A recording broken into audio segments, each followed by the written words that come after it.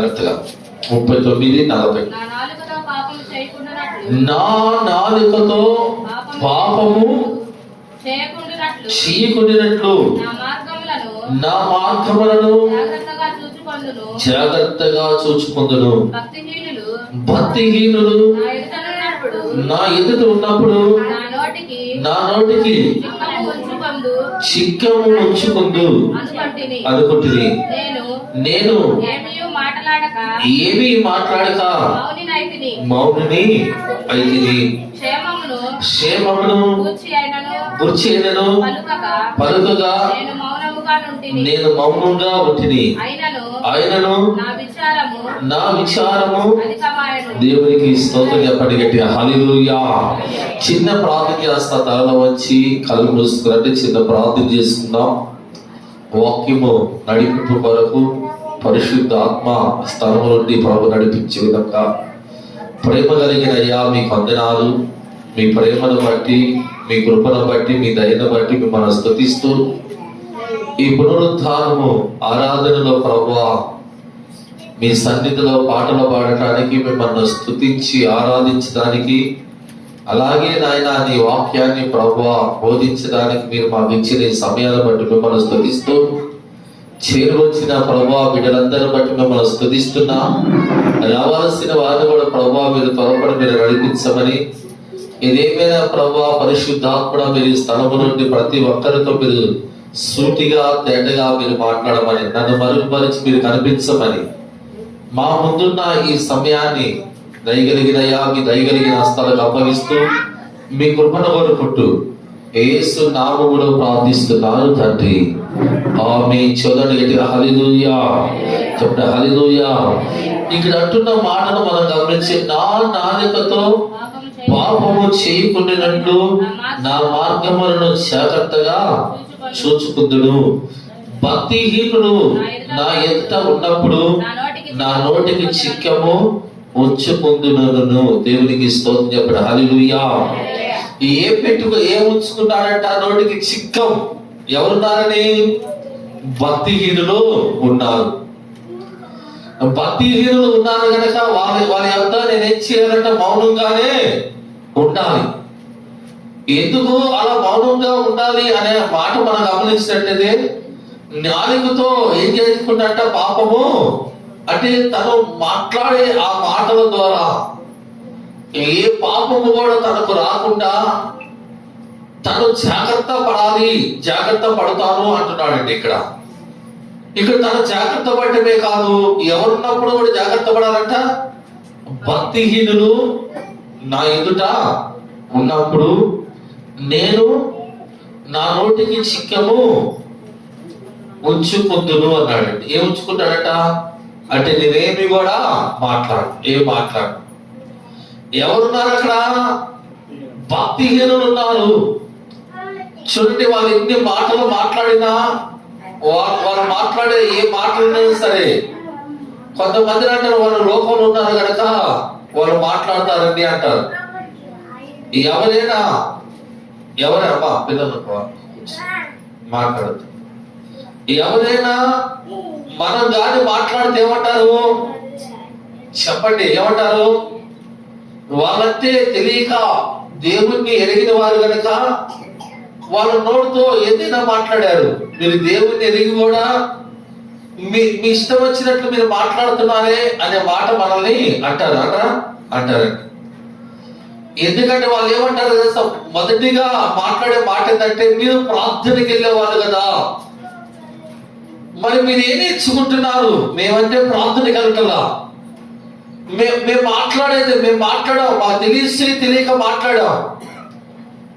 మీరు దేవుని మందిరానికి వెళుతున్నారు, వాక్యం వింటున్నారు, మరి మీరు దేవుని నమ్ముకున్నారు, మీరు ఏం మాట్లాడుతున్నారో మీకు కూడా తెలియదా అనే మాట మనం మాట్లాడటమే కాదు, మనం మాట్లాడే ప్రతి మాటని వాళ్ళు మన వైపు వేలెత్తి చూయిస్తారు. దేవునికి స్తోత్రం.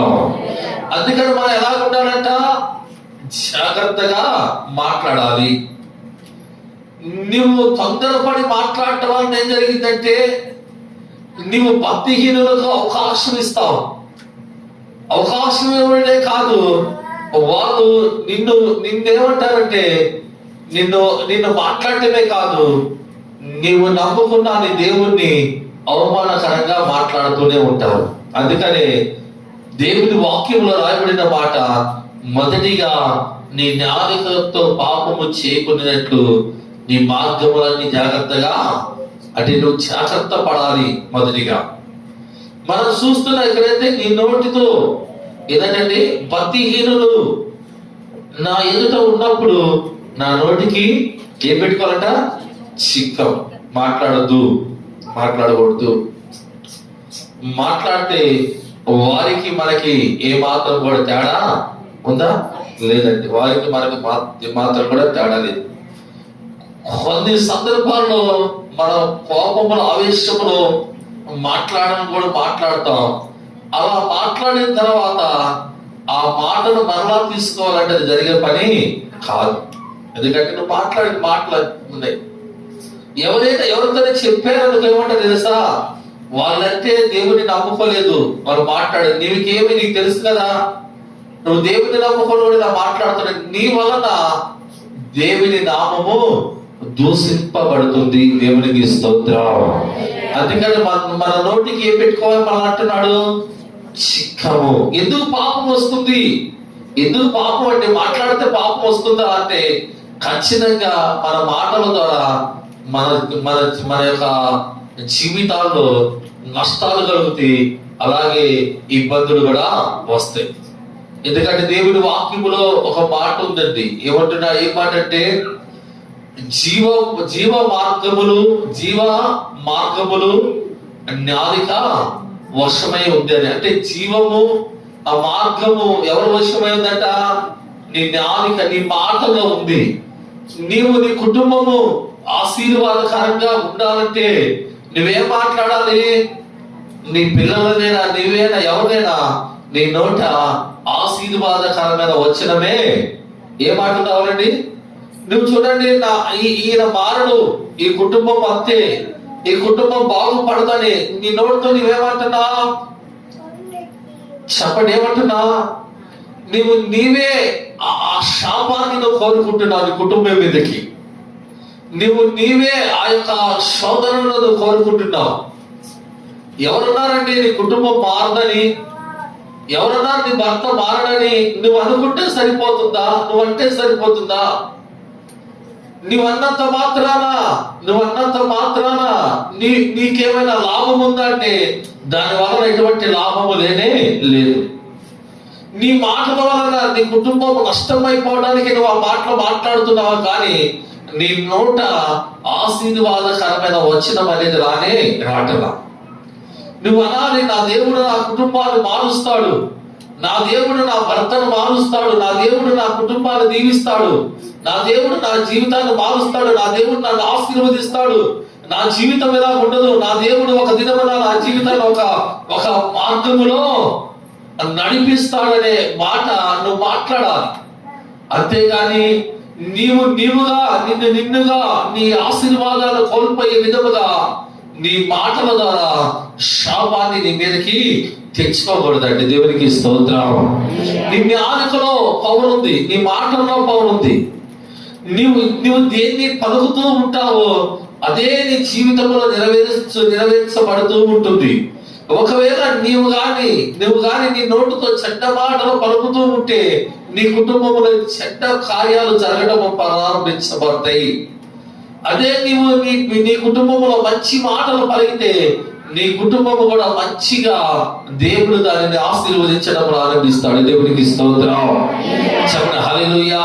నువ్వు అనుకోవద్దు, నేను ఇంతేలే, నా కుటుంబం ఇంతేలే, మా కుటుంబం ఇలాగే ఉంటుందేలే, ఇక మా జీవితాలు ఇలాగే ముగిసిపోవటమేలే, నా కుటుంబంలో ఇంతే ఉండాలి అని అనొద్దు.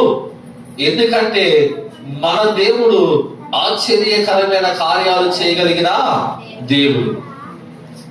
ఆయన ఆశ్చర్యకరుడు. మన దేవుడు ఆశ్చర్యకరుడు అండి. ఎందుకంటే మన జీవితాల్లో ఆశ్చర్యకరమైన కార్యాలను మన దేవుడు జరిగిస్తాడు. దేవునికి స్తోత్రం. చెప్పండి హల్లెలూయా. చూడండి, దేవుడు అబ్రహాముతో వాగ్దానం చేశాడు. నేను నిన్ను ఆశీర్వదిస్తాను, నీకు సంతానాన్ని నేను ఇస్తాను. ఇదిగో నీ సంతానం అయితే ఇదిగో ఆకాశముల నక్షత్రములనే ఉంటాయి. నీ సంతానము ఇదిగో సముద్రముల ఉసుక రేపుల వలె ఉంటుంది. నీ సంతతిని నేను ఇలాగ ఆశీర్వదిస్తానని దేవుడు చెప్పాడండి. అలాగా దేవుడు చెప్పినప్పుడు అబ్రహాం ఏం చేశాడంటే దేవుని విశ్వాసం వచ్చి దాదాపు 25 సంవత్సరాలు ఎదురు చూస్తూ ఉన్నాడు. ఎన్ని సంవత్సరాలు చెప్పండి, ఎన్ని సంవత్సరాలు? సేరా అయితే ఏమనుకుందండి, ఆమె ఈ వయసులో నాకు పిల్లలు పుడతారా, ఇది ఇది ఇది సాధ్యపడదు. 100 సంవత్సరాలు నా యజమానుడికి వచ్చాయి, నా శరీరము ఉడికిపోయింది, నా శరీరం అంతా ఉడికిపోయింది, బలము లేదు, దాన్ని స్త్రీ ధర్మం కూడా ఆగిపోయింది, ఇది ఇది ఎలాగ సాధ్యపడుతుందని ఆ మాటను తను అనుకుంటూ ఆ గుడారంలో నవ్విందట. వెంటనే దేవుడు అన్నాడు, ఎందుకు నువ్వు నవ్వావంటే ఉంటుంది, నేను నవ్వలేదండి. దేవుడు అక్కడ దేవుని వాక్యమైన మాట ఏంటంటే, ఇది దేవునికి అసాధ్యమైనది ఏది కూడా కాదు. ఒకరు నువ్వు అనుకోవచ్చు ఇది ఇంతే నా జీవితం అని, అది కానే కాదు. నీవు దేవుని యందు నమ్మకము, విశ్వాసము, నిరీక్షణ కలిగి నీవు దేవుని వైపే చూడాలి. ఒకవేళ 30 సంవత్సరాల నీ జీవితంలో బాధపడుతున్నావు, లేదా 10 సంవత్సరాల నుంచి పడుతున్నావు బాధ, నీ బాధ అలాగే ఉంది, నీవు నోటితో ఒప్పుకో, నీ నాలుకతో ఒప్పుకో, దేవుడు నన్ను ఆశీర్వదిస్తాడు, నాకు ఈ బాధ ఉండదు, దేవుడు నన్ను ఆశీర్వదిస్తాడు, నాకు గర్భఫలాన్ని ఇస్తాడు, దేవుడు నాకు ఆశీర్వదిస్తాడు, మంచి ఆరోగ్యం ఇస్తాడు, దేవుడు నన్ను ఆశీర్వదిస్తాడు, నా భర్తను మారుస్తాడు, దేవుడు నన్ను ఆశీర్వదిస్తాడు, నా పిల్లలు మారుతారు, దేవుడు నన్ను ఆశీర్వదిస్తాడు, నాకు ఆర్థికమైన సమస్యలు ఉండవు. ఒక దినమున దేవుడు నన్ను ఆయన బలిష్టమైన హస్తాలపై నన్ను ఆయన ఎత్తిపడతాడనే ఆ విశ్వాసముతో నువ్వు ప్రతి దినము కూడా విశ్వాస సంబంధమైన ఆ మాటలే నీ నోటన పలుకుతూ ఉండాలి. దేవుడికి స్తోత్రం. ఆ మాటలే నువ్వు పలుకుతూ ఉండాలి, ఆ మాటలే నువ్వు పలుకుతూ ఉండాలి. ఒకవేళ 30 సంవత్సరాల నుంచి నువ్వు బాధపడుతున్నావు, నా దేవుడు నీ జీవితంలో కార్యం చేయడానికి ఒక్క సెకండ్ కూడా పడుతుంది. ఒక్క సెకండ్ కూడా పడుతుంది. ఈ 30 సంవత్సరాల నుంచి నువ్వు పడుతున్న నీ జీవితాన్ని ఒక మలుపు తిప్పడానికి నా దేవునికి కొన్ని సంవత్సరాలు పట్టదు. కొన్ని సంవత్సరాలు పడుతుందా? పట్టదు. ఆయన నిన్ను ఆశీర్వదించాలంటే ఇప్పుడే, ఈ క్షణమే ఆయన బలిష్టమైన ఆయన హస్తము నీపై సాగుతాడండి. దేవునికి స్తోత్రం. చెప్పండి హల్లెలూయా. అయితే నీ నోటితో ఏం పలకాలి? చాలా మందిని చూడండి, దేవుడు ప్రభు చెప్పిన మాట ఏంటంటే, మీ శత్రువులను మీరు ప్రేమించండి, మిమ్మల్ని హింసించే వరకు ప్రార్థన చేయండి. దేవుని ప్రేమ మనలో ఉన్నప్పుడు, వాళ్ళ కొరకు మనం ప్రార్థిస్తూ ఉన్నప్పుడు, నీ శత్రువుల కొరకు ప్రార్థిస్తున్నప్పుడు, నిన్ను హింసించే వారి కొరకు ప్రార్థిస్తున్నప్పుడు దేవుడు నిన్ను ఆశీర్వదించడం ప్రారంభిస్తాడు. ఒకవేళ నిన్ను హింసించారు, బాధ పెట్టారు, నిన్ను ఇబ్బంది పెట్టారంటే వాళ్ళు ఇలాగైపోవాలి, వాళ్ళ కుటుంబాలు ఇలాగైపోవాలి అంటే చెప్పండి దేవుడు మనల్ని ఆశీర్వదిస్తాడా? అంటే నువ్వు దేవుని మాట వింటున్నావా? ఒక ఆమె నాతో చెప్పిన మాట అంటే, పాస్టర్ గారు, ఆమె చాలా సంవత్సరాల నుంచి ప్రార్థన కలుగుతుంది, చిన్న సమస్య మా ఇద్దరి మధ్య వచ్చింది, ఇంటి ఒక ఆమె అయితే మా కుటుంబం అంతా నాశనం అయిపోవాలని దుమ్మెత్తి పోసిందంట. ఏమెత్తి పోసిందంటండి? చాలా మంది అటువంటి పిచ్చి పనులు చేస్తూ ఉంటారు. ఏం చేస్తూ ఉంటారండి? దుమ్మెత్తి పోసింది. మా కుటుంబం, మా బిడ్డలు, మా కుటుంబంలో, మా ఇంటిలో ఎవరు ఉండకూడదు, మా ఇల్లంతా కూడా ఇడిచిపెట్టి వెళ్ళిపోవాలని దుమ్మెత్తి పోసింది అని. మీరు బాగా నేను చెప్పే మాట అండి, కొన్ని దినాలకి ఈవ దుమ్మెత్తి పోసిన వాళ్ళ కుటుంబాలు బాగానే ఉన్నాయి, కానీ ఏ మనిషి అయితే దుమ్మెత్తి పోసిందో వాళ్ళ కుటుంబం నష్టమైపోయి ఆ ఇంటిని, ఆ ఊరిని విడిచి ఏమైపోయారు? వెళ్ళిపోయారండి. ఆమె చేసిన ఆ మాటలు ఎవరికి వచ్చిందంటే ఆమెకే అది శాపముగా మారిందండి. ఒకవేళ నిన్న గురించి ఎంతో మంది మాట్లాడుతూనే ఉండొచ్చు, వారి మాటలకు నువ్వేమి భయపడాల్సిన పని లేదు. వాళ్ళ మాటలు ఏమి కూడా నువ్వు పట్టించుకోవాల్సిన మాట లేదు. ఎందుకంటే దేవుని పక్షాన ఎవరున్నారు? చెప్పండి, దేవునికి స్తోత్రం చెప్పండి. హల్లెలూయా.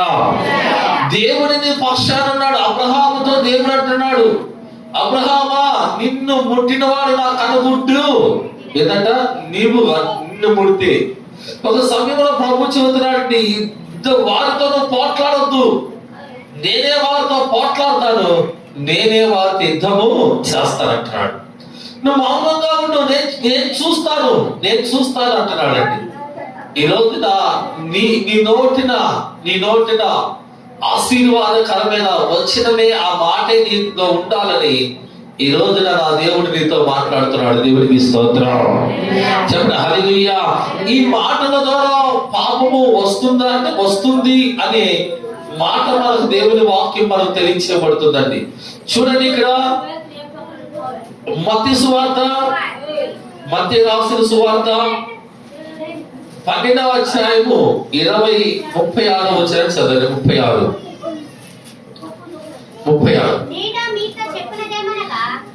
నేను మీతో చెప్పినది ఏమనగా మనుషులు ఏం మాట అండి? మనుషులు పలికే ప్రతి వ్యర్థమైన మాటలను గురించి విమర్శ దినమున అంటే తీర్పు దినమున నువ్వు లెక్క చెప్పవలసి ఉన్నది. నీ మాటలను బట్టి నీతిమంతుడు తీర్పు నందుదు. నీ మాటను బట్టి అపరాధమని తీర్పు నందుదివి. దేవునికి స్తోత్రం చెప్పండి. హల్లెలూయా. ఇప్పుడు నీ మాటలను బట్టి తీర్పు వస్తుందంట. ఎవరి మాటను బట్టి అంట? నీ మాటలను బట్టి. ఇక్కడ మనుషులు మాట్లాడే ప్రతి వ్యర్థమైన మాటలను బట్టి విమర్శ అంటే తీర్పు దినమున నువ్వేమైందంట? లెక్క అప్పగించాలంట. దేవునికి స్తోత్రం చెప్పండి. హల్లెలూయా. నీ మాటలను బట్టి నీవు నీతిమంతుడివా లేక అపరాధివా అనే ఒక లెక్క లెక్క తెలియపడుతుందండి, తెలియజేయబడుతుంది. నువ్వు నీతిమంతుడివైతే నీ నోటిన ఏమొచ్చిందంట? ఆశీర్వాదకరమైన మాటలే నీ నోటిన రావాలి. దేవునికి స్తోత్రం. ఎందుకంటే నీతిమంతుడికి ఎంత నష్టము కలిగిన మాట మాత్రమో తప్పుతాడా? చెప్పండి, తప్పుతాడా? నీతిమంతుడు ఎన్ని శ్రమలు వచ్చినా కష్టం వచ్చినా నీతిమంతుడు చెప్పిన ఆ మాట మాత్రము తనకు నష్టమే కలగవచ్చు, తన నష్టమైపోవచ్చు, కానీ నీతిమంతుడు మాత్రం మాట తప్పడంట. దేవునికి స్తోత్రం చెప్తారు. హల్లెలూయా. ఒక ఊరిలో ఒక రైతు ఉన్నాడండి. ఆ రైతు చాలా పేదవాడు. తను ఏం చేశాడంటే దాదాపు కొన్ని ఎకరాలు కౌలుకు తీసుకొని ఆ పొలంలో పంటలు పండిస్తూ ఉన్నాడు. ఒక సంవత్సరం జరిగితే వర్షాలు బాగా కురిసి తన పంటంతా కూడా ఆ వర్షానికి ఆ నీటిలో మునిగిపోయి దాదాపు కొన్ని ఎకరాలు పంట నష్టమైపోయింది. ఆ ఊరిలో ఉన్న వాళ్ళందరూ కూడా కౌలు మేము ఇవ్వలేమండి, మా పంట అంతా నష్టమైపోయింది, మేము నష్టపోయాం, మేము మాత్రం కౌలు ఇవ్వలేమని చాలా మంది ఆ సంవత్సరం ఎవరికి కూడా కౌలు ఇవ్వలేదంట. అయితే ఈయన మాత్రం ప్రార్థనకి వెళ్ళి ఏం చేశాడు? దేవుడు వాక్యం వింటున్నాడు. నీతిమంతుడికి నష్టం కలిగిన మాట తప్పడనే మాట వింటున్నాడు.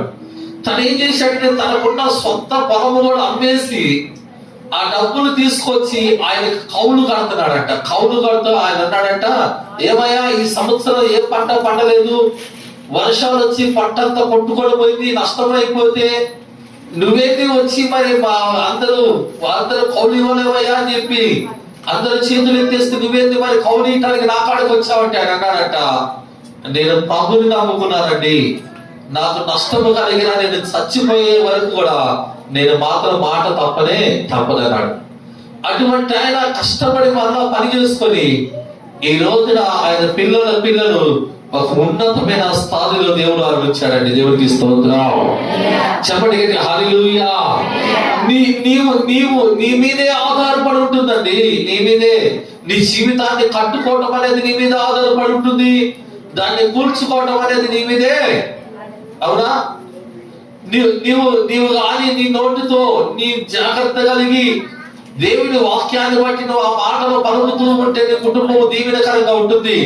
లేదంటే లెక్క నీవు అప్పగించాల్సిన దినము వస్తుంది.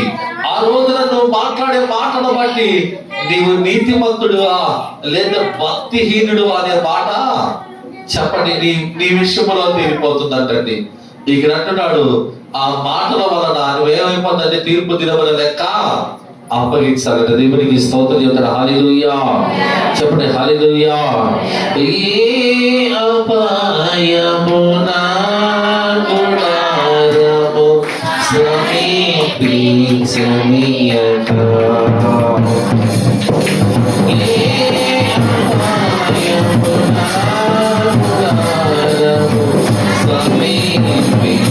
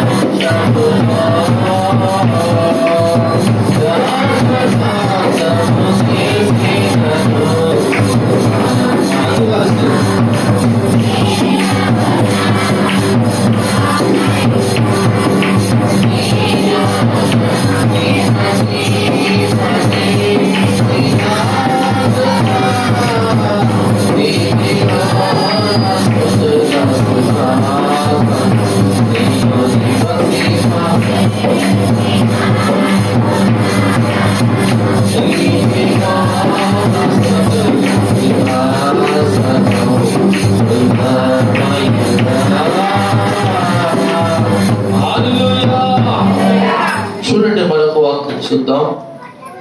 కీర్తనల గ్రంథము 34వ అధ్యాయము 13వ వచనాన్ని చదవండి. చెడ్డ మాటలు పలకకుండా నీ నాలుకను కపటమైన మాటలు పలకకుండా నీ పెదవులను కాచుకొనుము. కీడు చేయటం మాని మేలు చేయము. సమాధానమును వెతికి దానిని వెంటాడము. దేవునికి స్తోత్రం చెప్పండి గట్టిగా హల్లెలూయా. ఇక్కడ ఏం పలకవద్దంటున్నాడు?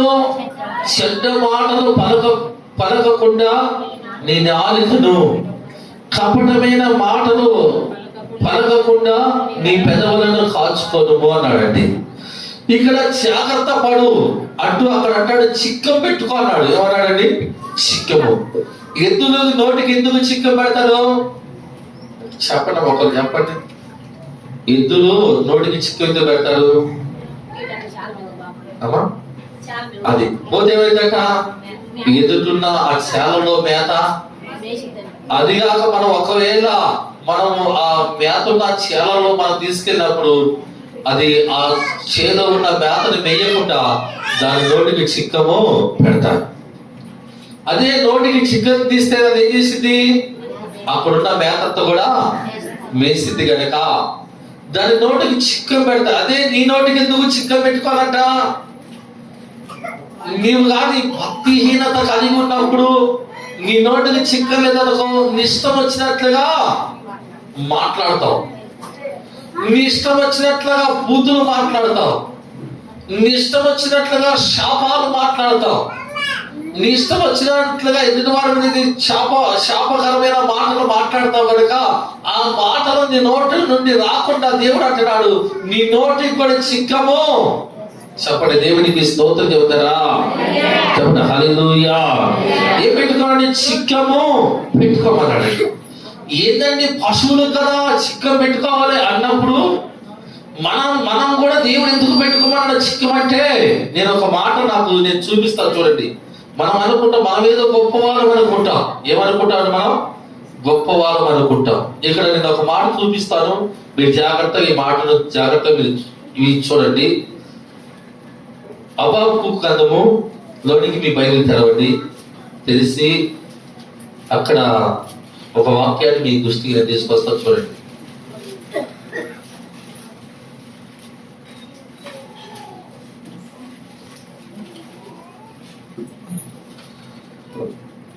చూడండి, 1వ అధ్యాయము 14వ వచనం చదవండి. ఏలిక లేని చేపలతోను పాకు పురుగులతోను నీవు నరులను సమానులుగా చేసితివి. దేవునికి స్తోత్రం చెప్పండి హల్లెలూయా. ఎలాగా దేవుడు దేనితో సమానంగా చేశాడంట మనల్ని? చెప్పండి, దేనితో సమానం చేశాడంట?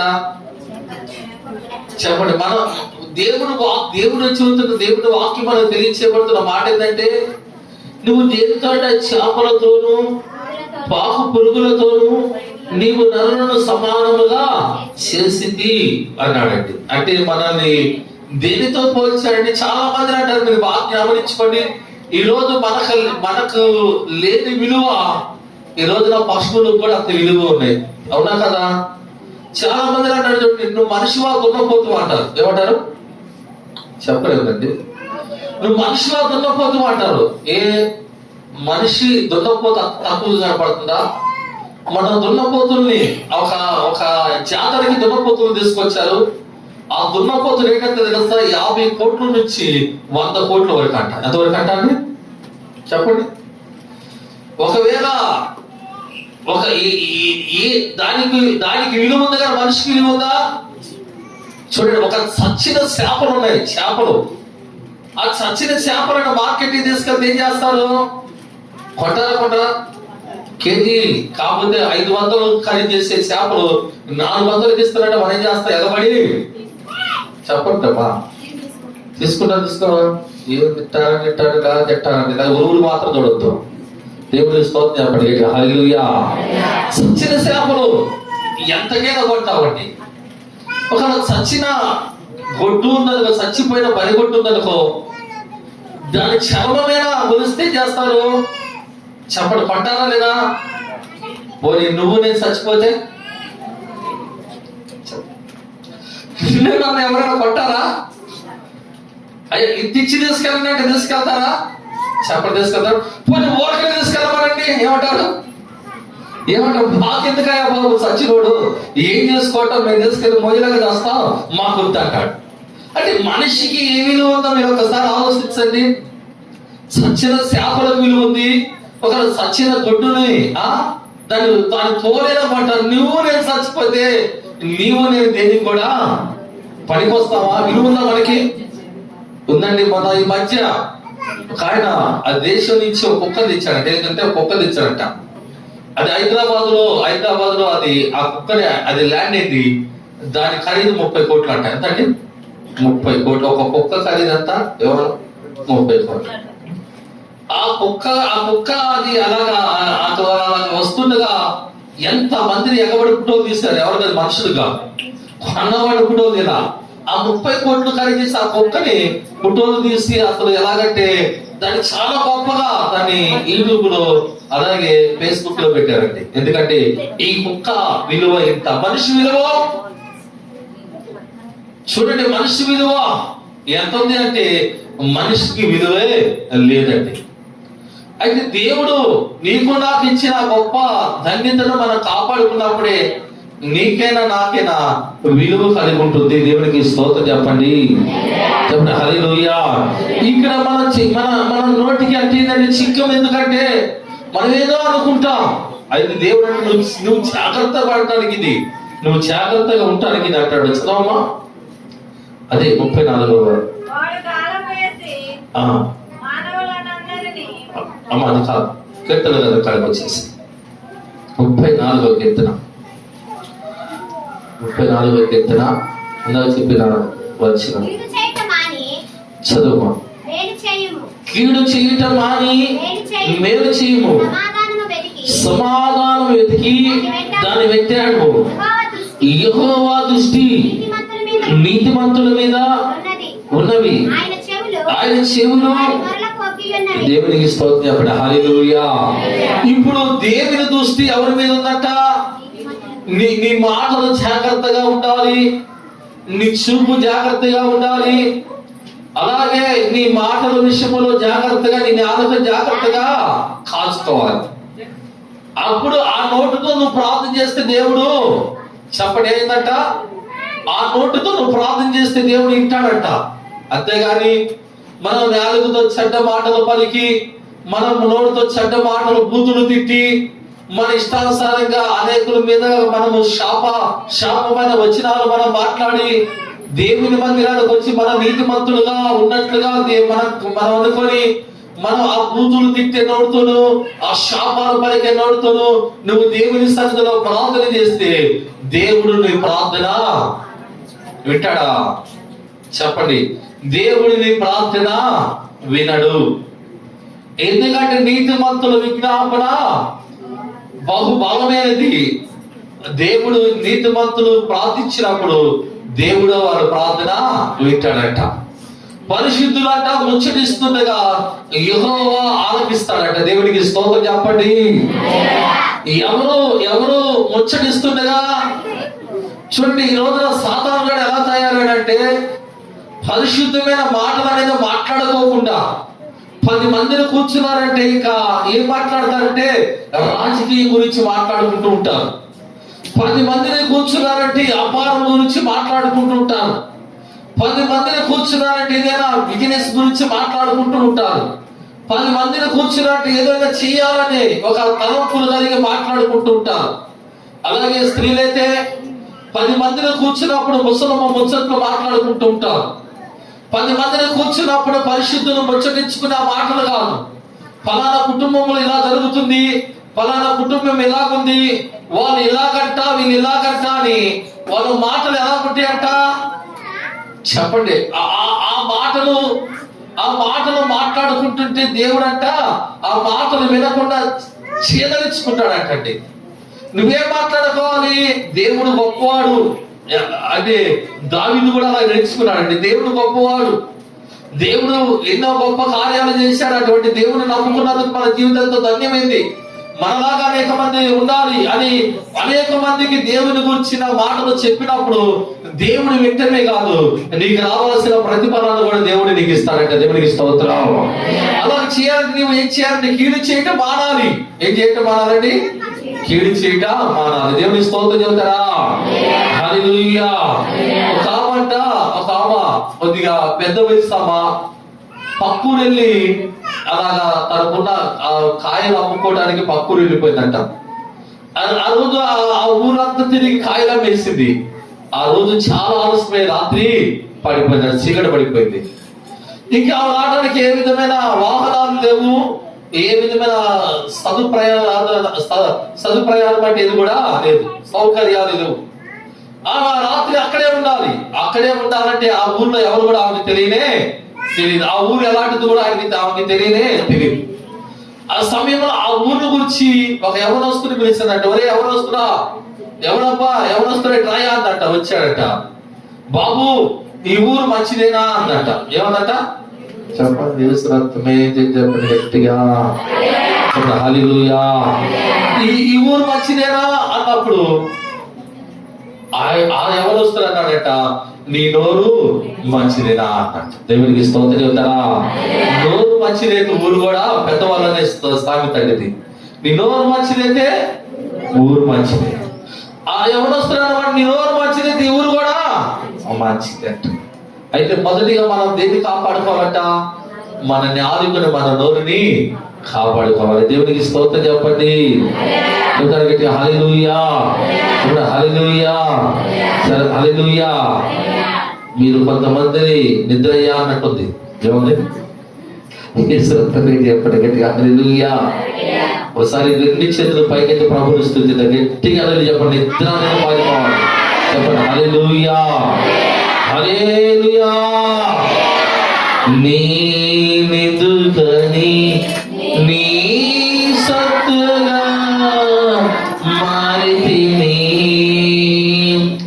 యేసయ్యా నీ రక్తము చే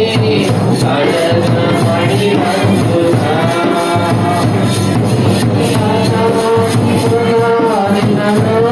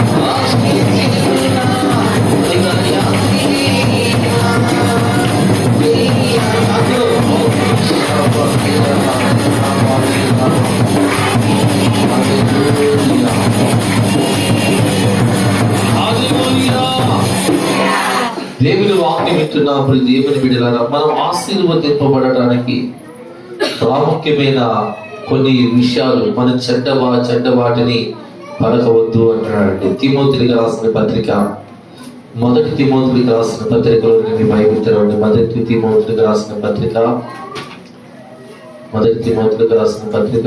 బైబిల్ తెరిచినట్టయితే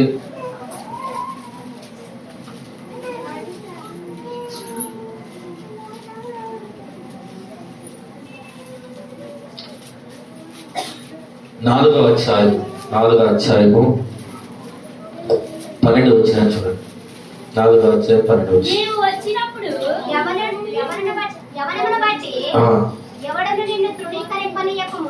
యవనమును బట్టి నీ యవనాన్ని బట్టి ఎవడు కూడా నిన్ను తృణీకరింపనీయకుము, కానీ మాటల్లోను ప్రవర్తనలోను ప్రేమలోను విశ్వాసములోను పవిత్రతలోను విశ్వాసులకు మాదిరిగా ఉండుము. దేవునికి స్తోత్రం చెప్పండి. హల్లెలూయా. ఇక్కడ పౌలు గారు, అపోస్తలుడైన పౌలు గారు తిమోతితో చూసిన మాట ఏంటంటే, నీ యవన కాలమును బట్టి ఎవడు కూడా నిన్ను తునీకరించబడకుండా, అంటే యవన కాలంలో ఉన్నావు, నీవు ఎలా ఉండాలంటే ఎవరు కూడా నిన్ను తునీకరించుకుంటున్నట్లుగా నీ మాటలను చూసావా, నీ మాటలు, నీ ప్రవర్తన, ప్రేమలో, విశ్వాసములో, పవిత్రతలో, విశ్వాసములకు మాదిరిగా, అంటే నువ్వు మాదిరిగా కనిపించాలి. ఎందుకంట ఈ మాట అంటే, నీవు యవన కాలంలోనికి సేవలోకి ఇచ్చావు, యవన కాలంలో దేవుని సేవ చేస్తున్నావు. నిన్ను ఎవరు కూడా తృణీకరించుకున్నట్లుగా నీ ప్రవర్తన విషయంలో, ఏ విషయం అంటే ఎలా ఉండాలంటే నీ ప్రవర్తన, ప్రేమ విషయంలో, ప్రవర్తన విషయంలో, ప్రేమ విషయంలో, విశ్వాస విషయంలో, పవిత్ర విషయంలో, అంటే విశ్వాసులకి ఎలా ఉండాలంటే నీవు, అయితే నేను ఎలా ఉండాలంటే మీకు మాదిరికరంగా నేను ఉండాలి.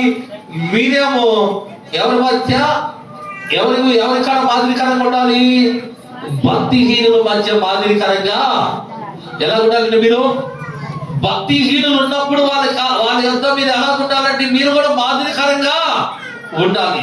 ఎలాగంటే ప్రేమలో గాని, ప్రవర్తనలో గాని, విశ్వాసంలో గాని, పవిత్రతలో గాని ఎలా ఉండాలంటే నీవు విశ్వాసులకు మాదిరిగా, నీవు కూడా లోకంలో ఎలా ఉండాలి, మాదిరికరంగా ఉండాలి. దేవునికి స్తోత్రం చెబుతారా? చెప్పండి హల్లెలూయా. అంటే నిన్ను నువ్వు ఎలా చూసుకోవాలి, జాగ్రత్తగా. నేను నేను నేను నేను నేను వ్యాపారం చేసేటప్పుడు నేను ఒక స్నేహితుడు ఉన్నాడండి నాకు. ఆయన ఆచార్య, ఆయన ఒక పెద్ద వ్యాపారం. నేను కొన్ని ఊర్లోకి వెళ్ళేవాడిని, చాలా దూరం వెళ్ళేవాడిని. ఒకసారి ఇలాగ హైదరాబాద్, విజయవాడ, మద్రాసు కూడా ఇలాగ వెళ్ళినప్పుడు మేమిద్దరం ఒక రోజు ప్రయాణం చేయొచ్చు, 2 రోజులు ప్రయాణం చేస్తాం. మేమిద్దరు అలా వెళ్ళినప్పుడు మా ఇద్దరు ప్రయాణాలు ఎలా ఉంటుందో తెలుసా? నేను నసరాపేటలో ప్రారంభించబడినప్పుడు మద్రాసు వెళ్ళేంత వరకు కూడా నేను గ్యాప్ లేకుండా దేవుని గురించి చెబుతూనే ఉంటాను, దేవుని గురించి చెబుతూనే ఉంటాను. యేసు ప్రభువు ఇటువంటి దేవుడు నా జీవితాన్ని ఎలా మార్చాడు ఒకసారి. నీ కాడికి వచ్చే వాళ్ళు ఎవరిని అడుగు, నీ కాడికి దాదాపు రోజుకు 200 మంది వస్తారు నీ కాడికి వ్యాపారానికి. ఒకసారి అడుగు దానియేలు ఎలాంటి వాడి దొరికి అని ఒక్క మాట అడుగున్నప్పుడు ఆయన నా మాటలు వినేవాడు. అలాగే మేము ఇద్దరు ప్రయాణం చేస్తూ ఉన్నాం. మొన్న ఒకసారి అట్లాంటిగా నేను వెళ్ళి కనపడినప్పుడు ఆయన అన్నాడు, నేను ఆ రోజు అనుకున్నా, నీ మాటలు ఆ రోజు వింటుంటే దేవుడు ఒక రోజున నిన్ను గొప్పవాడిగా నిలబెడతాడని నేను ఆ రోజు అనుకున్నా. ఈ రోజున దేవుడు నిన్ను గొప్పవాడిగా నిలబెట్టాడు అన్నాడండి. దేవుడికి స్తోత్రం చెబుతారా? చెప్పండి హల్లెలూయా. ఎక్కడ కూడా రాజీ పడలా నేనైతే హైదరాబాద్ అయితే జరిగింది తెలుసా, ఇక్కడ భోగాలమ్మ పండుగలు అని ఉంటాయి. వాళ్ళు చాలా అక్కడికి వచ్చే కస్టమర్ల వాళ్ళు ఏం చేస్తారంటే పలహారం ఆర్డర్లు ఇస్తారు. వాళ్ళు ఒక్కొక్క పలహారం వచ్చేసి దాదాపు 1500, 2000, 3000 అట్లా ఉండింది.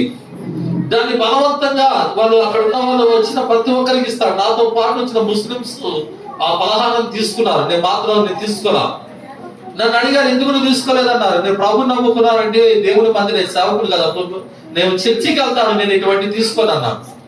వాళ్ళు అన్న మాట ఏంటంటే వాళ్ళు పడతారు, వాళ్ళ దేవుణ్ణి అవమానకరంగా మాట్లాడినట్టయితే నువ్వు పలహారం తీసుకోకపోతే అన్నారండి. నేనన్నాను, వాళ్ళు నన్ను కొట్టినా పర్వాలేదు, నేను మాత్రం నా దేవునికి అవమానకరంగా నేను చేయనే. వాళ్ళు అంటే అన్నా దానిలన్నా వాళ్ళు ఊరుకోరన్నా, తీసుకో అంటారు. వాళ్ళేమో బాయ్ తీసుకో, బాయ్ ఏదో లేచావు పలహారం తీసుకెళ్ళు, నీ భార్య పిల్లలకి నీకు మేలు జరిగిద్దంట. నాకంటారు, దాన్ని తీసుకుంటే నాకు కీడు, మీకు మేలే కావచ్చు, నాకేం జరిగిందంట, కీడు జరిగింది, నాకు వద్దంట. అలా చాలా సమయం వాదలేదండి. చివరికి వాళ్ళే అంటారు, సరేలే బాయ్ నీ ఇష్టం వచ్చి చూసుకోపో అన్నారు. నేను అంటాను, ఎందుకంటే నీవు ఎలా ఉండాలంటే దేవునికి మాదిరికరంగా ఎలా ఉండాలి మనం చెప్పండి. అక్కడ నీవు దేవునికి మాదిరికరంగా ఉండాలి. నీవు ఉన్న స్థలంలో కానీ, నువ్వు ఉన్న ఎక్కడే సరే నిన్ను ప్రజలు గమనిస్తూ ఉంటారు. నీవు కానీ మాటల విషయంలో కానీ, ప్రేమ విషయంలో కానీ, అలాగే విశ్వాస విషయంలో కానీ, పవిత్ర విషయంలో కానీ, ప్రవర్తన విషయంలో కానీ నువ్వు తప్పిపోతే నిన్నేమంటారు చెప్పండి, ఏమంటారు? నిన్ను దూషిస్తారు, నీ దేవుని కూడా దూషిస్తారు. దేవునికి స్తోత్రం చెబుతారా? షడ్రకు మెషకు అబ్దెనెగోలు అనేవారు వాళ్ళు తల వంచితే చాలు. ఏమొచ్చుతో చాలండి? తల వంచితే చాలు. వాళ్ళు అంటారు తల వంచు చాలు అన్నారండి. వారి మండుచున్న అగ్నిగుండములోనికైనా వెళ్తాం, కానీ నువ్వు నిలబెట్టిన ప్రతిమకు మాత్రమే నమస్కారం, తల వంచనే వంచ. దేవునికి స్తోత్రం చెప్పండి. మొద్దికాయ కూడా అంతేనండి. తను వస్తున్న సమయంలో తల వంచలేదని ఏం చేశాడు? ఉరి తీయటానికి ఆయననే కాదు, యూదులందరినీ చంపడానికి ఒక శాసనాన్ని తను తయారు చేయించాడు. దేవునికి స్తోత్రం చెప్పండి. తల వంచలేదని. అయితే తనను ఉరి తీయగలిగాడా? యూదులను చంపగలిగాడా?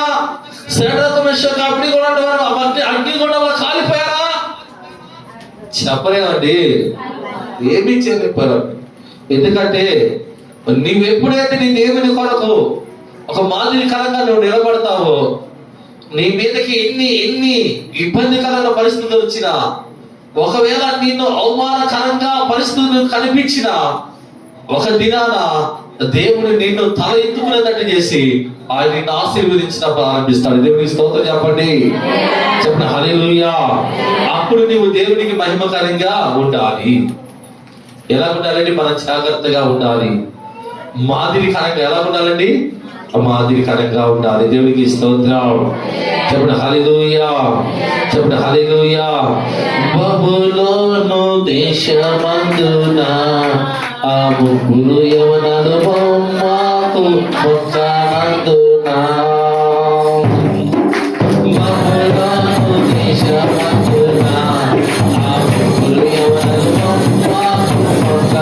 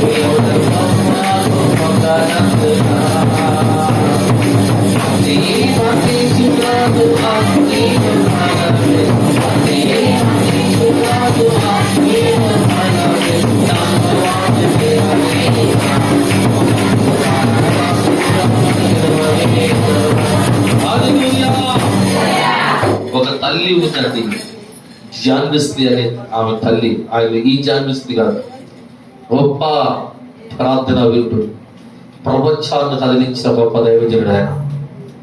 ఆయన తల్లి అంట తన కొడుకు సేవ చేయాలని, ఒక గొప్ప సేవకుడు కావాలని. ఏం కావాలంట? చెప్పండి, ఏం కావాలంట? ఒక గొప్ప సేవకుడు కావాలని.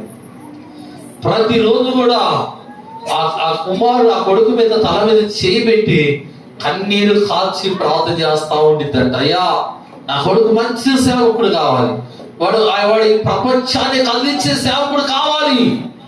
నా కొడుకుని అలాంటి ఎలాగ నువ్వు సేవకుని చేయ, నా కొడుకుని అంత గొప్ప సేవకుడు కావాలని ఆ తల్లి ప్రార్థన చేసేదంట. ఆ తల్లి కాల్చిన కన్నీరు అంతా కూడా దేవుడు చూసి ఆయనలో ధ్యానిస్తుందనే ఆ దైవజనుడిని ప్రపంచ దేశాల్లో ఒక బలమైన సేవకుడిగా దేవుడు వాడుకున్నాడండి. దేవునికి స్తోత్రం. చెప్పండి హల్లెలూయా. ఆయన సాక్ష్యం ఇస్తాడు. ఏం చెబుతాడు తెలుసా? నా తల్లి కాచిన కన్నీటి ప్రార్థనలో ఆ కన్నీటికి నేను యేసయ్య సింహాసనం ఎంత వరకు కొట్టుకొని పోయాడు. ఎక్కడ వరకు అంటే ఆ కన్నీటి ప్రార్థన ఆయన సింహాసనం వరకు కొట్టుకోబోయిందంటండి. అంటే ఆ కన్నీటి ప్రవాహంలో కొట్టుకొని పోయాడు. ఆయన అంటాడు, నా తల్లి కన్నీటే ఈ రోజున నన్ను ఒక గొప్ప సేవకుడిగా నా దేవుడు నన్ను వాడుకుంటున్నాడు సాక్ష్యం ఇచ్చాడు. దేవుడికి స్తోత్రం చెప్పండి. చెప్పండి హల్లెలూయా. జాగ్రత్తగా నేను ఈ మాట చెప్పానని మీరు ప్రార్థనా పూర్వకంగా ఆ తల్లి ఎంతో ప్రార్థన తల్లివా, ప్రార్థనా పూర్వకంగా ఉంది, ప్రార్థన చేసి తల్లివా. ఆమె చేయడానికి దేవుడు అవకాశం ఇచ్చాడు. మనలో ప్రార్థన లేకుండా మన పిల్లలు చేతులు మాత్రం వేయద్దు. నేను చెబుతున్నాను, గతంలో ఇలాంటి సమస్యలు నాకు వచ్చినాయి. ఎందుకంటే నేను ఈ మాట తీసుకొని ప్రార్థన లేకుండా వాళ్ళు కూడా బాగా జీవిస్తే బలహీనమైపోయిన మనుషులు కూడా ఉన్నారు. వాళ్ళకి దురాత్మలు పట్టిన పరిస్థితులు కూడా ఉన్నాయి. నేనంట నువ్వు కన్నీరు కాచి ప్రార్థించేసే తల్లివైతే, నువ్వు కన్నీరు కాచి ప్రార్థించే చెల్లివైతే, నువ్వు కన్నీరు కాచి ప్రార్థన చేసే అన్నవేనా తమ్ముడువేనా ఎవరైనా సరే, అటువంటి కన్నీటి ప్రార్థన నీకుంటే ఖచ్చితంగా నీ బిడ్డలు దీవెనకరంగా మారతారంటే దేవునికి స్తోత్రం. చెప్పండి హల్లెలూయా. ఇక్కడ మాదిరికరంగా ఉండు. ఓ తిమోతి యవనస్తుడా మాదిరికరంగా ఉండు అన్నాడు కదా. చెప్పండి, ఈ రోజు చాలా మంది యవనస్తులు చర్చిలకు వెళ్తున్నారు. యవనస్తులు చర్చిలు ఏం చేస్తున్నారండి? పరిచర్య చేస్తున్నారు. చర్చిలో పరిచర్య ఏం చేస్తున్నారు? చూడటానికి మంచి వైట్ వేసుకుని సరదా ఎలా ఉన్నారంటే బాగా చూసినప్పుడు ఎవరి బిడ్డలు చూసి మెచ్చుకునే పరిస్థితులు ఉన్నాయి. అయితే ఆ భక్తి విషయంలోకి వచ్చిన తర్వాత ఆ భక్తి విషయంలో ఏమైపోతున్నారంటే వీళ్ళ జీవితాన్ని చూడాలి. ఆ చర్చిలో ఉన్న ఆ మాదిరికరమైన ఆ జీవితం మళ్ళా బయటకు వచ్చినప్పుడు కనిపించదండి. పిచ్చి ఏం పెడతారండి? వాట్సాప్ లో, ఫేస్బుక్ లో పిచ్చి పెడతారు, వాట్సాప్ లో పిచ్చి పెడతారు. అక్కడేమో మాదిరికరంగా కనిపించినట్టు ఉంటారు. ఇక్కడికి వచ్చేసరికి సినిమా పాటలు అమ్మాయిల గురించి. ఎలాగా ఇది మాదిరికరం అంటే ఏమంటారు? వీడు చర్చికి వెళ్తూ కూడా ఇటువంటి పని చేస్తున్నాడు, వీడు బుద్ధి లేనోడు అంటారు తప్ప బుద్ధులోడు అంటారా? ఇటువంటి పరిస్థితిలో ఉన్న తిమోతితో చదువుతున్న పౌలు గారు ఏమన్నారంట, నువ్వు జాగ్రత్తగా, నీ ప్రవర్తన జాగ్రత్త. నువ్వు ఎలా ఉన్నావంటే నీ ప్రవర్తన విషయంలో, ప్రేమ విషయంలో, విశ్వాస విషయంలో, పవిత్ర విషయంలో విశ్వాసునికి ఎలా ఉన్నావంటే నువ్వు చెప్పండి. దేవునికి స్తోత్రం చెబుతారా గట్టిగా? చెప్పండి హల్లెలూయా. ఈ మాదిరికరమైనది ఎవరి బిడ్డలో కనిపించకపోతే నువ్వు ఎక్కడున్నా దేవునికి మాదిరికరంగా ఉండాలి. నీలో రహస్య సంబంధమైన పాపం అనేది నీలో ఉండకూడదు. నీవు మనుషులు అన్నప్పుడు మనుషుల రీతిగాను, అదే లోకములు అన్నప్పుడు లోకములు, సమాజంలో అన్నప్పుడు సమాజంగాను, నీ న్యాయతతో ఇష్టానుసారంగా నువ్వు మాట్లాడకూడదంట. జాగ్రత్త పడాలని దేవుడు మనతో చెబుతున్నాడండి. దేవునికి స్తోత్రం చెబుతారా? ఇక్కడ చూడండి, యాకోబు పత్రిక చూడండి. యాకోబు పత్రికలోకి మీ బైబిల్ తెరవండి. యాకోబు పత్రికలోకి మీ బైబిల్ తెరిచి మొదటి అధ్యాయం, యాకోబు పత్రిక మొదటి అధ్యాయంలోకి మీ బైబిల్ తెరిచి మొదటి అధ్యాయము 26 వచనం చదవండి. 26. ఏం పెట్టుకోడు కనుక ఎవడైనాను నోటికి కళ్యము పెట్టుకొనుక తన హృదయమును మోసపరుచుకొనుచు భక్తి గలవాడినని అనుకునేలా దేవునికి స్తోత్రం చెప్పండి హల్లెలూయా. అంటే ఆ భక్తి వ్యర్థమే. వాడి భక్తి వ్యర్థమే. ఏం పెట్టుకోకుండా నోటికి కళ్ళ దేని పెడతారు చెప్పండి? ఎందుకు ఏం పెడతారంట?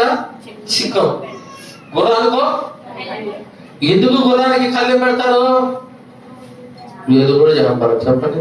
గుర్రానికి కళ్ళెం పెట్టకపోతే మాట ఇంట చెప్పండి మాట నిందా. ఆ కళ్ళెం పట్టుకొని, ఆ కళ్ళెం ఉన్నప్పుడు దాన్ని పట్టుకుని, ఆ తాడు పట్టుకొని లాగుతుంటే అది అప్పుడు దాని నోరు అలాగ లాగుతుంది లేదా, అది ఎటు తిరిగిమంటే తిరిగింది, ఎలాగ చేయమంటే అలాగా చేసింది. అలాగే మన నోటికి కళ్ళెం పెట్టి, ఎవడైనా నోటికి కళ్ళెం పెట్టుకోకుండా వాడు ఏమనుకుంటున్నాడంట తన విషయంలో భక్తి గలవాడనని చెప్పుకొని అంటే అనుకుంటున్నాడట. అంటే నోటికి కళ్ళెం ఉందా? లేదు. అంటే కళ్ళెలా ఉంటుంది మనిషి అంటే తన నోటితో తన ఇష్టానుసారంగా మాట్లాడి తను అనుకున్న నేను భక్తి కలిగిన వాడిని అనుకుంటున్నాడు. అయితే వాడి భక్తి వ్యర్థమేనంట. దేవునికి స్తోత్రం చెప్పండి. హల్లెలూయా. నోటికి ఏముండాలంట? కళ్ళెం పెట్టుకోవాలంట.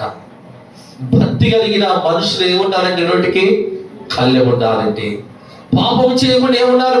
మూతికి చిక్కము ఉండాలి. ఈ రోజున వాక్యం వింటున్న మన జీవితాల్లో మనకి రావాల్సిన దేవుని యొక్క దీవెనలు దూరం అయిపోతూ ఈ దినాలు అనేకమైన సమస్యలు, బాధలు, ఇబ్బందులు, శోధనలు మన జీవితాల్లో మనం కలిగి ఉండడానికి కారణం ఏంటంటే మొదటిగా మన నోటికి కళ్ళెము లేకపోవటం వలన, చిక్కము లేకపోవటం వలన మన జ్ఞానముతో పాపం చేస్తున్నాం. మన నోటితో మాట్లాడవలసిన మాటలన్నీ మాట్లాడుతున్నాం. దేవుడికి స్తోత్రం. అప్పుడు మన భక్తి ఏమైపోతుందంట? వ్యర్థమైపోతుందంట. చూడండి, మొదటి పేతురు రాసిన పత్రిక 3వ అధ్యాయం 10వ వచనం చూడండి. మొదటి పేతురు రాసిన పత్రిక 3వ అధ్యాయం 10వ వచనం. అమ్మా, జీవమును ప్రేమించి మంచి దినములు ఏం చూడాలనుకుంటున్నావు? నీ జీవితం మంచిగా ఉండాలని కోరుకుంటున్నావు. నీ కుటుంబం మంచిగా ఉండాలని కోరుకుంటున్నావు.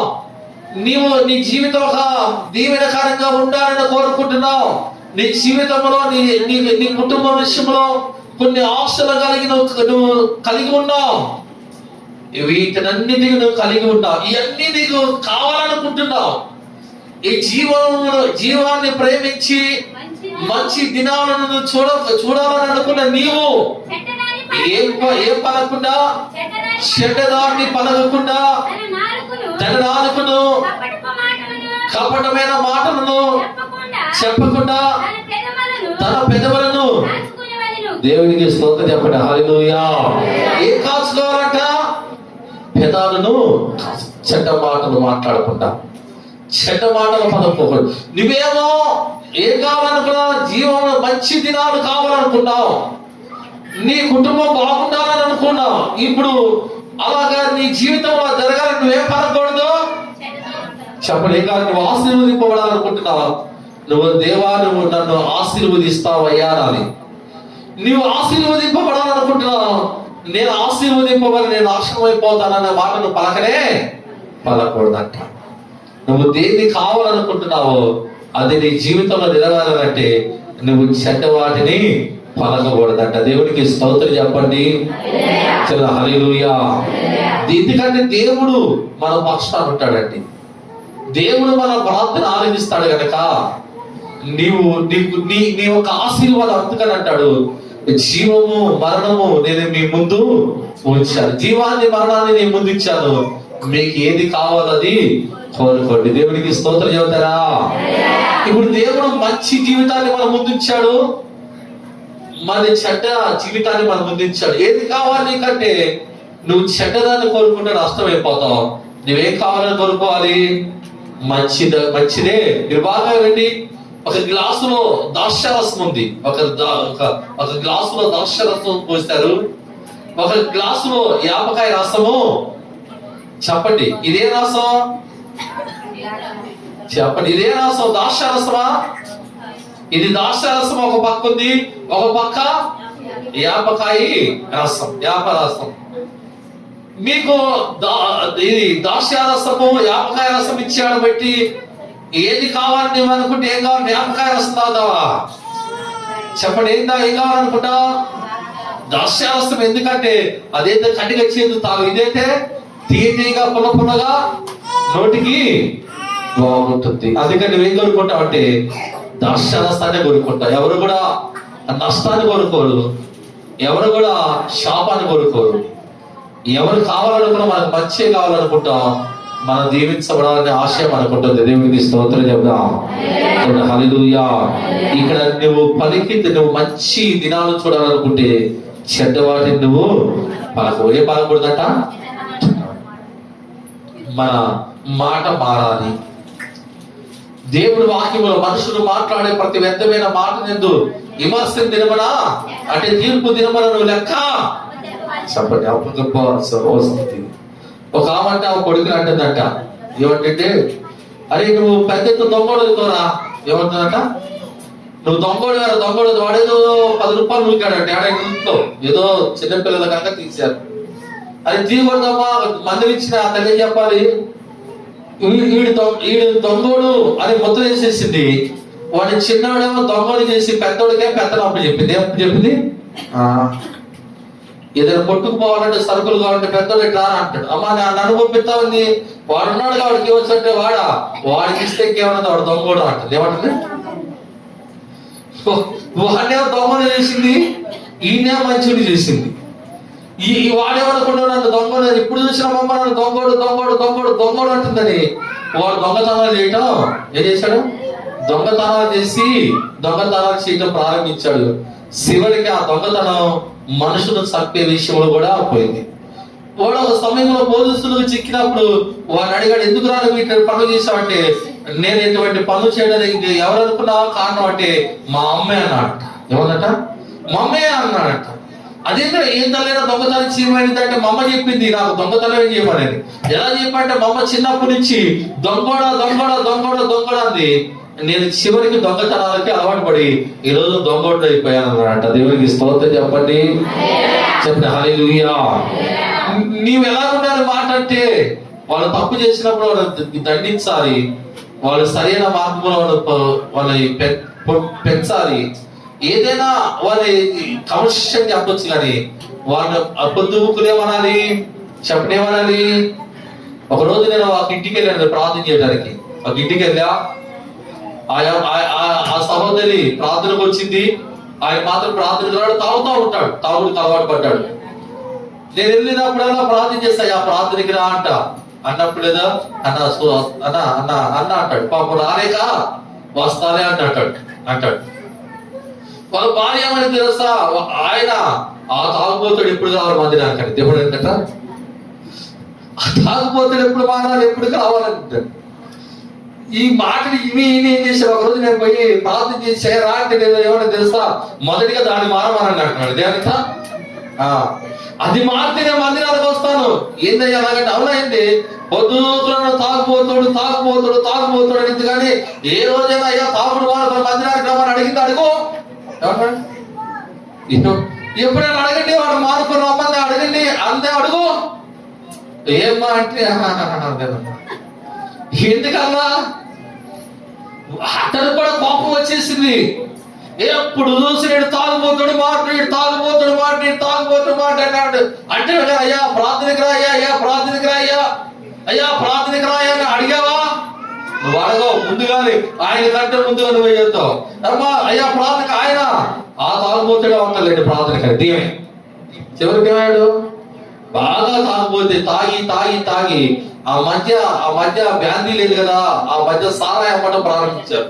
ఆ సారాయి తాగి గొంతెండి చచ్చిపోయాడు. ఏమైపోయాడు? గొంతెండి చనిపోయాడు.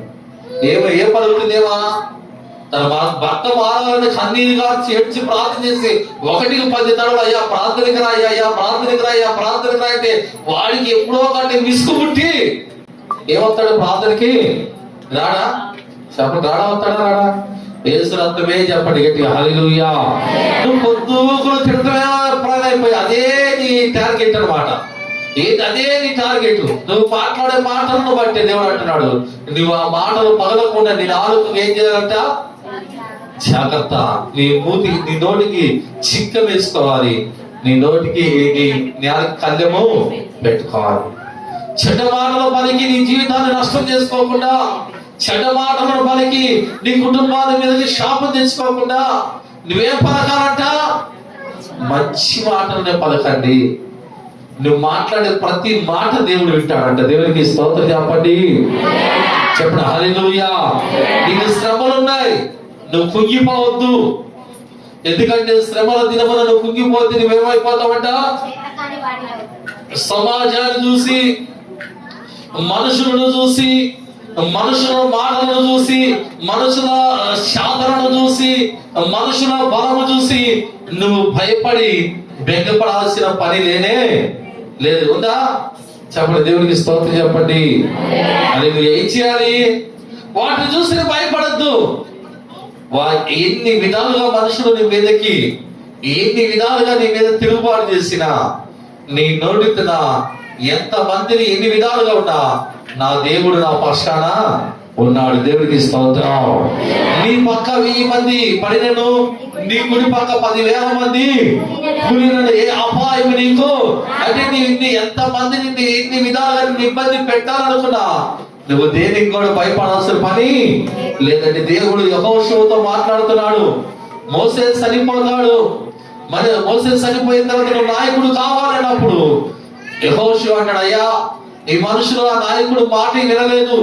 మోసే గొప్ప నాయకుడు, ఆయన మాట వినలేదు. ఆయన మీద సొనిగారు, ఆయన మీద తిరుగుబాటు చేశారు. ఆయన మాట వినలా. ఈ మనుషులు నన్నేత రాళ్ళతో కొట్టినన్నో చెప్పండి, ఏమన్నాడండి? ఆయన మాట వినలా, ఆ నాయకుడు మాట వినలా, తోసేశారు, సొనిగారు, కొనిగారు, తిరుగుబాటు చేశారు. ఈ మనుషులు నన్ను లెక్క చేస్తారా? ఈ మనుషులు నా మాట వింటారా? వీళ్ళకి కానీ నేను చేస్తే వాళ్ళు నన్ను రాళ్ళతో కొట్టినన్నో సంపరా అనే మాట యెహోషువ దేవుడితో చెప్పాడండి. మాట దేవుడు అంటే, యెహోషువ నువ్వు భయపడద్దు, నేను మోసేకు తోడుగా ఉన్నా, నీకు తోడుగా ఉన్నాను, నువ్వు భయపడద్దు, నిబ్బరము కలిగి ధైర్యం తెచ్చుకో. నేను నీకు తోడుగా, మోసేకు తోడుగున్నట్టు నీ తోడుగా ఉండి నేడు వారి కనుగొని నేను గొప్ప. ఏ మనుషులైతే నిన్ను కొట్టి చంపుతారన్నావో, ఏ మనుషులైతే నీ మాట వింటారంటున్నావో, ఏ మనుషులైతే నిన్ను లెక్క చేయరంటున్నావో, వారే నీ మాట వినేటట్లుగా నేను చేస్తానన్నాడు. వెంటనే మోసేకు బదులుగా యెహోషువ నాయకుడయ్యాడండి. దేవుడికి స్తోత్రం చెబుతారా? చెప్పండి హల్లెలూయా. నిన్ను నువ్వు తక్కువ అంచనా వేసుకోవచ్చు, ఎందుకంటే నీలో ఉన్న బలహీనతను బట్టి. అయితే నీవు నమ్మే దేవుడు, నీవు ఆరాధించే దేవుడు మాత్రం బలహీనుడు కాదు. ఆయన నీవు అన్నట్టుగా ఆయన ఏమాత్రం కూడా బలహీనుడు కాదని. ఆయన సర్వశక్తి కలిగిన దేవుడు. ఆయనకు అసాధ్యమైనది ఏది కూడా లేదు. దేవునికి స్తోత్రం చెబుతారా? చెప్పండి హల్లెలూయా. కొండలలో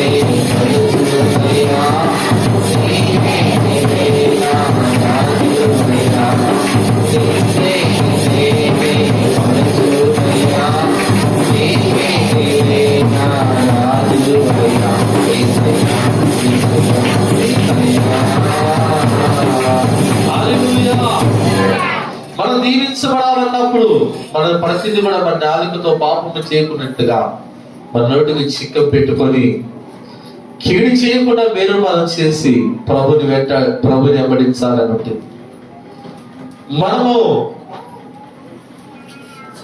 భక్తి విషయంలో జాగ్రత్త కలిగి ఉన్నట్లుగా మనం ఏం చేయకూడదని మన నాలుకతో నోటికి కళ్ళెము లేకుండా ఎవరైనా తన హృదయంలో భక్తి కలవాడని అనుకున్నట్లయితే తన భక్తి వ్యర్థమే. చెడ్డ మాటలు పలకకుండా, నువ్వు మంచి దినాలు చూడాలనుకుంటే చెడ్డ మాటను పలకొద్దు. మనుషులను మాట్లాడే ప్రతి మాటను బట్టి విమర్శ దేవుడు అంటే తీర్పు దేవుడు లెక్క చెప్పడు. ప్రతి మాటకు నీవు దేవుని ఎదుట లెక్క చెప్పాలి. అలాగా నువ్వు విశ్వాసం ఎలా ఉన్నారంట మనుషుల మధ్య మాదిరికరంగా, ఎవరికి మాదిరికరంగా ఉండాలి? దేవునికి మాదిరికరంగా ఉండాలి. విశ్వాసులకు మాదిరికరంగా ఉండాలి. నిన్ను చూసిన వాళ్ళు ఏమనుకుంటారు? అబ్బా ఇలా ఉండాలా, ఇలా ఉండాలి. దేవుని నమ్ముకున్న మనుషులు ఇలా ఉండాలి, దేవుని నమ్ముకున్న మనుషులు ఇలా ఉండాలి అనే సాక్ష్యం మనం వినాలి. దేవునికి స్తోత్రం చెబుదామా? చెప్పండి హల్లెలూయా. ఒక రోజున నా కాడికి ఒక మనిషి మన ఊర్లో ఇక్కడ కూడా వచ్చాడు. ఇక్కడ వచ్చాడు మాస్టర్ గారు, ఒక రోజు నేను సాక్ష్యం చెప్పాలని అన్నాడు. ఏం చెప్పాలని? సుజాత ఏసంతమే చెప్పండి గట్టిగా హల్లెలూయా చెప్పండి హల్లెలూయా.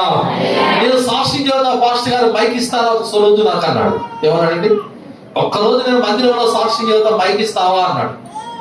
నేను అన్నాడు, అయ్యా నువ్వు చెప్పే సాక్ష్యం నాకు చెప్పు మొదటిగా, అప్పుడు నీకు మైక్ ఇస్తాలే అన్న. ఎప్పుడన్నా నువ్వు నాకు చెప్పు, తర్వాత నీకు మైక్ ఇస్తానన్న. అప్పుడు అన్నాడు, ఏమన్నాడు తెలుసా?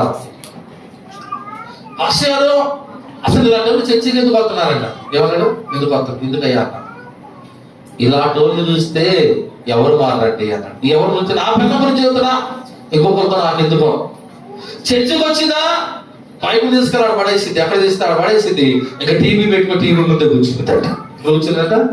టీవీలు, సినిమాలు, సీరియల్ ఊరు ఆడకుండా ఒకటి తర్వాత ఒకటి చూస్తూ ఉంటుందట. వాడు ఏమైనా అన్నవాడు కదా పోయి పెట్టుకోవాలి బాగుంటుందట. ఏమన్నదట?